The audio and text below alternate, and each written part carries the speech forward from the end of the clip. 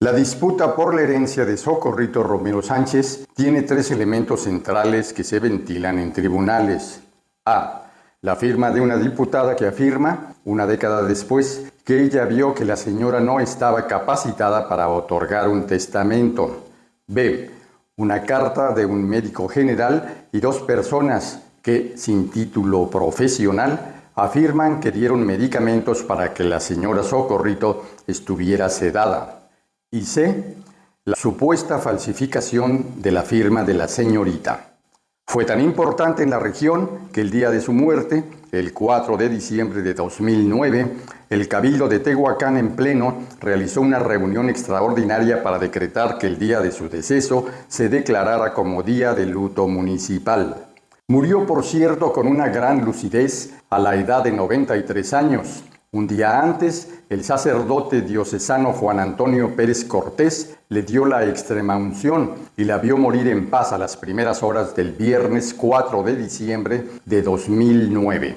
Dejó sus bienes, que acumuló durante muchos años de trabajo intenso, a su familia más cercana, entre ellos a su sobrina Estela, que siempre vivió con ella y la quiso como una hija, y a los hijos de esta. En 2016, la hoy diputada Olga Lucía Romero García Crespo entabló una demanda para nulificar el testamento, presentando un juicio intestado a pesar de la existencia de un testamento, mediante el cual actuó para conseguir prueba ilícita como albacea provisional, según ha sido señalado en sentencia de un juez federal de Puebla. Afirmó, ante la autoridad bajo juramento, que su tía Socorrito estaba imposibilitada para heredar sus bienes 3 días antes de morir. Afirmación contraria a una serie de pruebas como las de sus cercanos y el sacerdote diocesano que le dio la extrema unción. Una de las pruebas que la diputada presentó es una carta del médico que trabaja en la empresa textilera de Alfonso Fernández Santiago y María Elvira Celis Romero, quien ya había reconocido la validez de testamento ante notario, pero que han tratado de seguir obteniendo recursos presionando a su suegra y a su madre. En la demanda de nulidad de 2020, la diputada señala que en los últimos días de su vida, por el estado de salud, no sea físicamente posible que pudiera manifestar su consentimiento de esa forma. Agrega que esto se demostrará con el testimonio del médico gastroenterólogo Ulises González Hernández y 2 enfermeras, Ángeles Victoria Evangelista Contreras y Cleotilde Eustolia Serrana Olivera, redactada en febrero de 2020 y autenticada ante el notario público de Tehuacán un día después. De entrada, la informal carta no tiene sustento científico porque no se basa en ningún historial médico, receta o documento que le dé solidez a la misma. La misiva notarial dice, así como recuerdo muchos años después, que Socorro Romero no estaba en sus facultades mentales porque yo le suministré una fuerte dosis de analgésicos muy fuertes, de un medicamento denominado Midazolam. En la carta, el médico, quizás sin darse cuenta, se inculpa de provocar la muerte de Socorro Romero Sánchez, una mujer con cáncer terminal de 93 años y con menos de 50 kilos de peso. El doctor Guillermo Ulises González Hernández, en el formulario para la obtención del acta de defunción de la señorita, señaló que fue el médico tratante estableciendo una supuesta falla orgánica múltiple de 3 días, que no se puede determinar sin pruebas de laboratorio. Sin duda, en declaraciones ante la autoridad, reconoce que se enteró en el año 2008, de oídas, que la señorita Socorro se encontraba en la Ciudad de México atendiéndose de un probable cáncer, y que María Elvira Celis Romero, el 25 de noviembre del año 2009, solo 10 días antes de que la señorita muriera, a una consulta médica, encontrándola postrada donde le informaron que ya habían diagnosticado en la Ciudad de México un cáncer de colon avanzado. Entonces, el médico afirma que los familiares me comunicaron con el médico tratante, el cual no recuerdo su nombre en este momento. Con esto, reconoce que no era el médico tratante como falsamente señaló al llenar el formulario que sirvió para la preparación del acta de defunción. Ante estos comentarios, varios especialistas han emitido estas opiniones. Buenas tardes, mi nombre es Isaura Flores Sánchez. Soy química, bacterióloga, parasitóloga de profesión. Adriana Torres Salas y soy jefa del servicio de anestesiología de aquí del Hospital General de Pachuca. Soy la doctora María del Carmen Espadas Barajas, médico cirujano con especialidad en medicina forense. Soy Guadalupe Aurora Ilescas Cruz, soy intensivista pediatra y soy médico adscrito a la terapia intensiva Hospital General Pachuca. Salvador Eduardo Morgado, residente de tercer año de anestesiología. Trabajé 30 años en el Instituto Mexicano del Seguro Social, jefe de sección en el Banco de Sangre Centro Médico Nacional siglo XXI. Lo certifiqué por la norma ISO 9001, versión 2008. A mí se me solicitó emitir una opinión técnica científica en la especialidad de medicina forense en relación con el documento emitido por el doctor Guillermo Ulises González Hernández y 2 personas más de enfermería. El doctor emite un documento presentado ante un notario público. El doctor manifiesta el tipo de atención que le brindó a la señorita Socorro Romero Sánchez como parte de la atención médica que le fue solicitada. Él refiere: recibe una llamada vía telefónica para presentarse en el domicilio de la señorita Socorro Romero Sánchez, acudiendo el mismo día. Al llegar a su domicilio, se encuentra con la paciente, la cual presenta un cuadro clínico, el cual describe deshidratación moderada, un ataque al estado general, habla de astenia, de adinamia y además, un dato muy importante, la paciente presentaba dolor abdominal. Obviamente los familiares de la paciente le refieren los antecedentes clínicos y que entabla una comunicación vía telefónica con el médico tratante de la paciente en la Ciudad de México. El médico no refiere el nombre del médico tratante y tampoco su especialidad, pero de acuerdo a su descripción y narrativa, el médico lo pone en conocimiento de los antecedentes patológicos que había presentado la paciente. Se sabe que la paciente había padecido 6 años atrás un cáncer de colon, por lo que el médico, al estar en contacto con el médico tratante en la Ciudad de México, diagnostica una posible metástasis, principalmente en este caso una carcinomatosis peritoneal. Una vez que el médico se encuentra en conocimiento de los antecedentes patológicos de la paciente, toma la decisión de administrar determinado tratamiento en su domicilio. Este tratamiento consistió en permeabilizar vena y empezar a administrar algunas soluciones del tipo de Hartmann o solución fisiológica y algunos medicamentos descritos como ketorolaco, butilliosina y algunos antieméticos en caso de ser necesario. El médico reporta en este documento que del 25 al 29 la paciente se mantiene estable pero sin mejoría. A partir del día 30, la paciente presenta un deterioro mayor en su salud. Los signos vitales: presenta una tensión arterial de 80/60, una frecuencia cardíaca de 100, respiraciones 25 y una saturación de oxígeno por debajo de 90. Para el día 1, la paciente ya se encontraba en una crisis orgánica importante, llamada falla orgánica múltiple, caracterizada por problemas de tipo cardiovascular, los cuales se traducen en una hipotensión sostenida que no respondía a pesar de las cargas de soluciones que se estaban mandando, una falla respiratoria a pesar de que se estaban pasando 4 litros de oxígeno por minuto. Sin embargo, la saturación de oxígeno no mejoraba, esta continuaba por debajo de 90. Por otra parte, el médico también refiere que se presenta una falla renal, ya que la paciente había venido disminuyendo el volumen de orina hasta llegar a la anuria total. Y así se mantiene la paciente con este cuadro clínico y, desde luego, muy importante, continuando el dolor abdominal que se refiere ya en varias ocasiones. Este dolor es importante porque la paciente en realidad estaba presentando un cuadro clínico de un abdomen agudo que, desde luego, de acuerdo al criterio médico, se podría diagnosticar como de etiología a determinar. Esto que se le estaba dando a la persona, la sugerencia que se le estuvo dando era precisamente estos cuidados paliativos, lo que es la sedación y la analgesia para pacientes que ya están en un estado terminal y que obviamente no se espera una recuperación del todo correcta o de todo favorable, porque obviamente la misma enfermedad de fondo ya lo va a llevar a la misma situación. Estamos hablando de una paciente de 90 años que tiene cáncer, que tiene medicamentos, a esas dosis a lo mejor serán únicamente como sedantes, un poco sedantes, sí. La paciente ya estaba en un estado terminal. La falla multiorgánica, la falla respiratoria, la falla renal, hasta cerebral de cierta manera, ¿no? Todo este tipo de fallas va a condicionar finalmente en lo que es el deceso. Pero todo es en base a la patología previa que tenía la paciente. Debemos de tener el contexto desde el cáncer. La cuestión de la dosis tiene mucho que ver de acuerdo a la edad del paciente y de la forma en cómo se le daba de manera continua.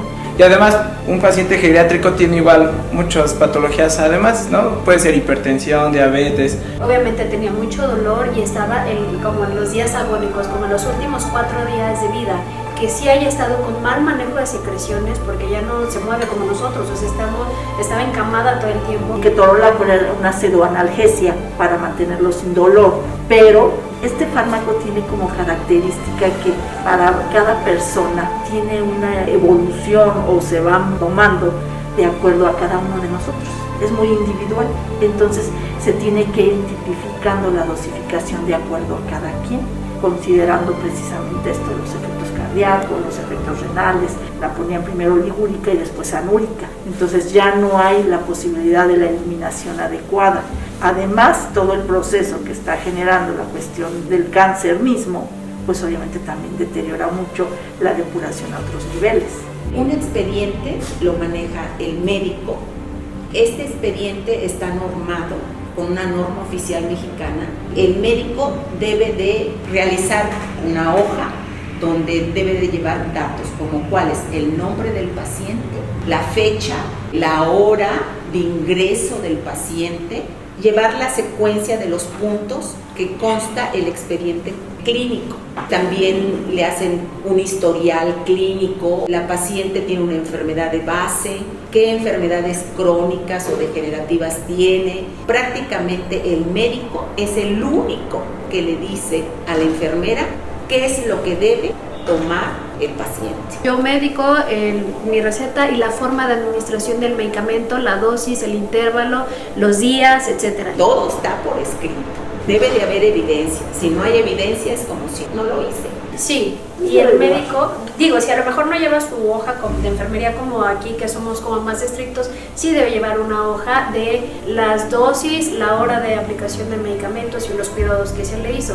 A partir del día 1 de diciembre, el médico decide agregar un medicamento llamado farmacológicamente midazolam, en una dosis de 5 miligramos cada 8 horas en una infusión continua.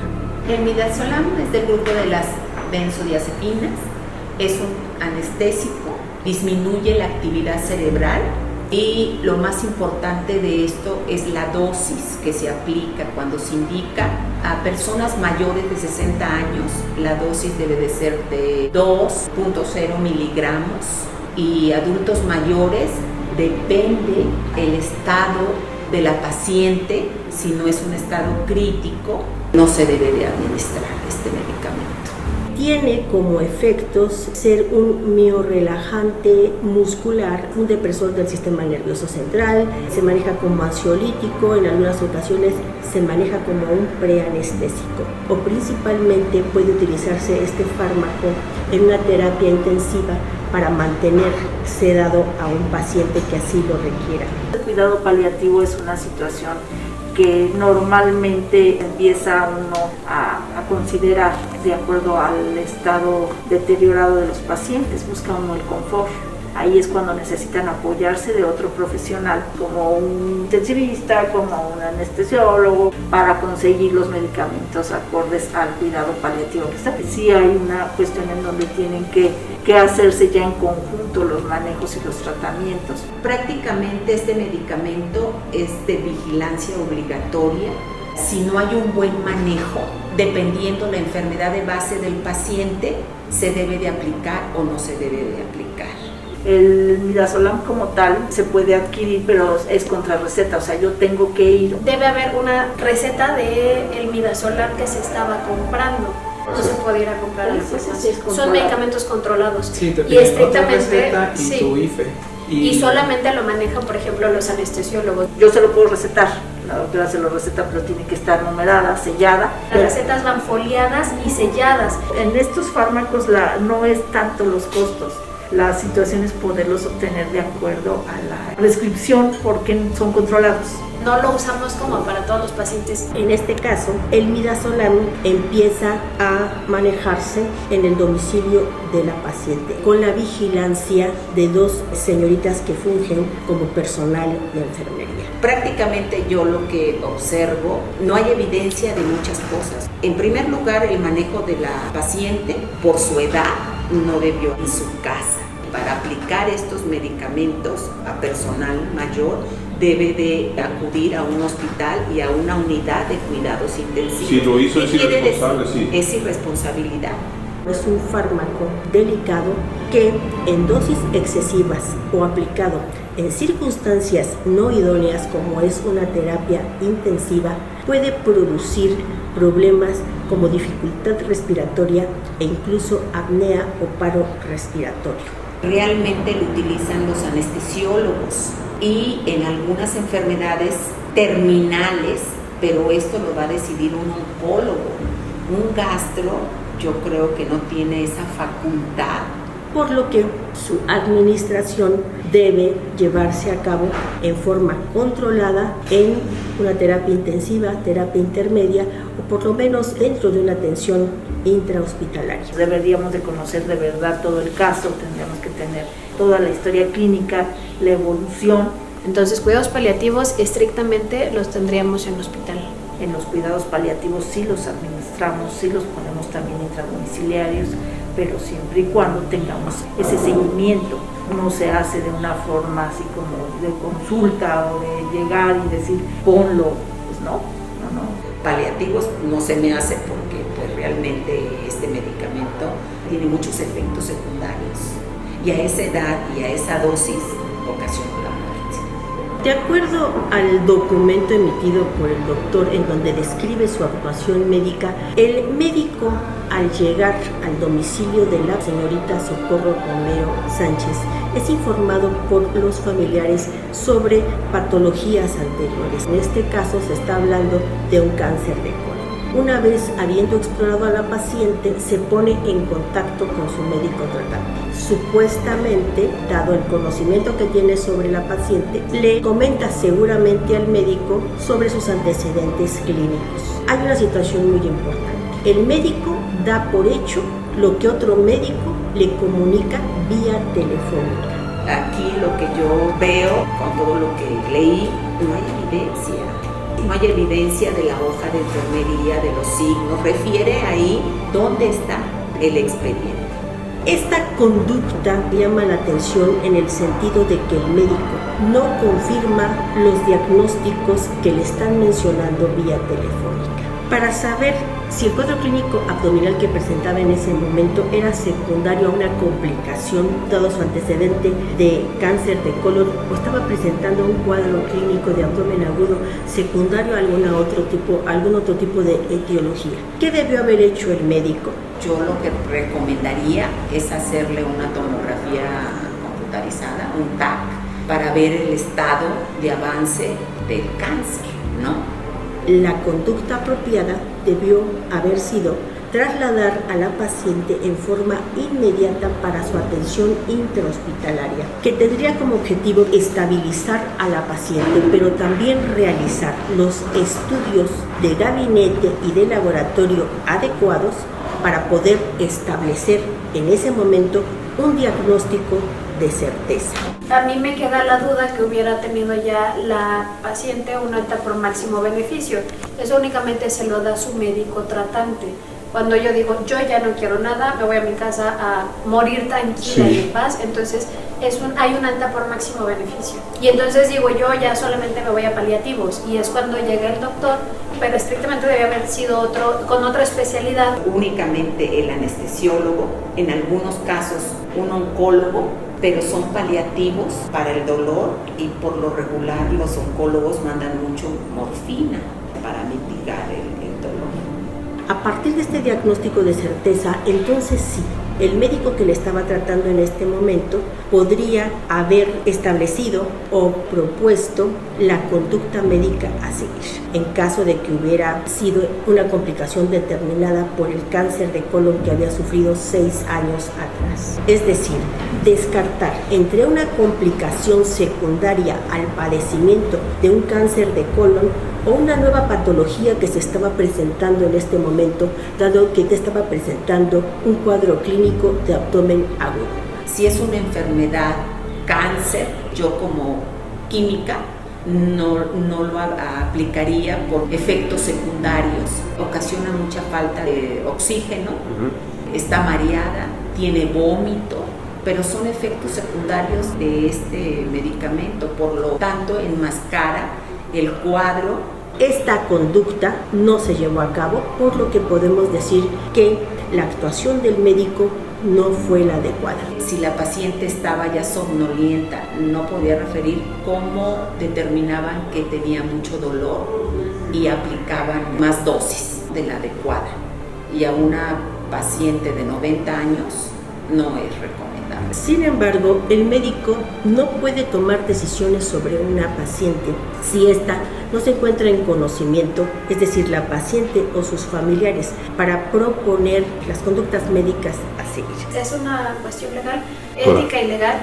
Una vez enterada la paciente y sus familiares del diagnóstico que se tiene con precisión establecido y de los pronósticos mediano o a corto plazo, quienes deben decidir o aceptar la conducta médica, desde luego, será la paciente y sus familiares, mediante un documento, carta de consentimiento informado. Un médico de cabecera, como que dice, o tratante, debe de llevar el seguimiento de la enfermedad de base, no de oídas. Sí, el diagnóstico ya lo tenía, era un CA de colon con metástasis. ¿Y qué es lo que se le daba a la paciente, no? Tener este expediente clínico. En relación con la aplicación del fármaco midazolam, él la prescribe a partir del día 1 de diciembre una cantidad de 5 miligramos cada 8 horas, es decir, 15 miligramos en 24 horas. Esta dosis se considera una dosis por encima del límite farmacológico de seguridad, dadas las condiciones de la paciente. Es un medicamento tóxico y sobre todo no es lo mismo a los 40 años yo que me administren cualquier medicamento y excretarlo a esa edad donde la paciente ya no tiene movilidad, no está ingiriendo líquidos, no tiene movimiento. Lo que refieren de los efectos secundarios es un paro respiratorio. Ya que se trata de una paciente añosa de 94 años de edad. Yo no se lo hubiera suministrado, respeto lo que haya visto el doctor porque de alguna forma él estaba presente, yo no, pero dados los antecedentes que me comenta, no, yo no le hubiera administrado ningún medicamento por la edad, por la patología que tenía, como la eliminación, o sea, el hígado ya no trabaja de la forma adecuada, el riñón tampoco, entonces todo ese medicamento en vez de nosotros, o de que se deseche de forma habitual, a lo mejor en 40 minutos, bueno, obviamente un medicamento que ya no se va a excretar de la misma forma, ya no se va a eliminar en el tiempo que corresponde. Que además presentaba un cuadro clínico de abdomen agudo, es decir, un ataque al estado general. A la hora de observar a la paciente, el deterioro, quizás tomó esa decisión, pero fue una decisión errónea, ¿no? Porque en lugar de ayudarla, lo que ocasionó fue un paro respiratorio. Y que no estaba, supongo, monitorizada. Monitorizada es como un hospital conectado a un monitor donde estamos viendo la frecuencia cardíaca, estamos viendo la frecuencia respiratoria, estamos viendo su oximetría, estamos teniendo una serie de parámetros en los que nosotros vigilamos que obviamente que todo está bien, que sus signos vitales y todo está bien, y que en el hospital tenemos la forma de revertir todo lo que estamos haciendo, de revertir lo que está pasando. A nivel nacional hay normas oficiales que aplican a un hospital, ¿no? Como el expediente clínico para el manejo de pacientes de HIV, enfermedades epidemiológicas, prácticamente hasta una torunda está normada, ¿sí? Los guantes, o sea, todo está normado. Y todo eso, cada institución o cada hospital particular hace sus procedimientos con base a esta normatividad para estandarizar todos sus procedimientos. Todo debe estar estandarizado. para que en el momento que se presentara alguna variación en sus signos vitales, su frecuencia cardíaca, en su frecuencia respiratoria, el médico ordenara en forma inmediata reducir las dosis o retirar el medicamento. Es tanto el deterioro, el organismo empieza a tener falla multiorgánica y no hay que olvidar la enfermedad de base, pero aquí veo que a lo mejor el médico quiso hacer un bien, pero realmente llevó a la muerte, a la